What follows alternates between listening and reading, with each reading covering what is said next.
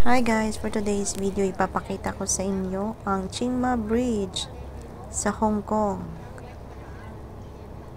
Actually guys, nakaupo ako dyan sa taas. Sumakay ako ng double decker na bus para makuhanan ko yung magandang view.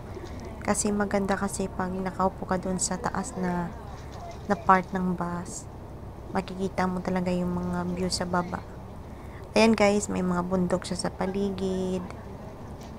And dagat yan guys ha. Napaka-amazing work. Tingnan nyo.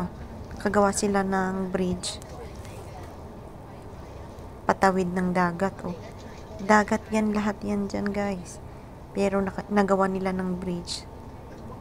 Tapos ayan guys, makikita mo, mapapansin mo na wala talagang traffic. Kaya smooth lang talaga ang pagdadrive mo dyan. Dahil wala talagang ka-traffic guys. Walang stopover dyan, syempre sa bridge. Diretso lang yan. Papunta yata yan ng ano guys, na hindi ko lang maalala ha. I think papunta kami ng Mawan Beach. Kasi maganda talaga yung view doon pag dumilim na. Makikita nyo naman sa first part ng video. Yun ang itsura ng bridge guys pag gabi. As in, ang ganda talaga ng kulay ng lights niya.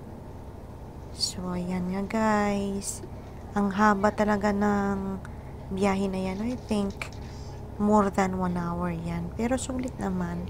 Kasi pag nakarating ka na dun sa destination mo, ang ganda ng place.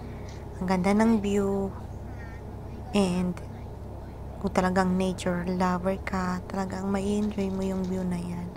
Kasi tingnan nyo naman guys, may mga bundok, may dagat, plus pa yung bridge.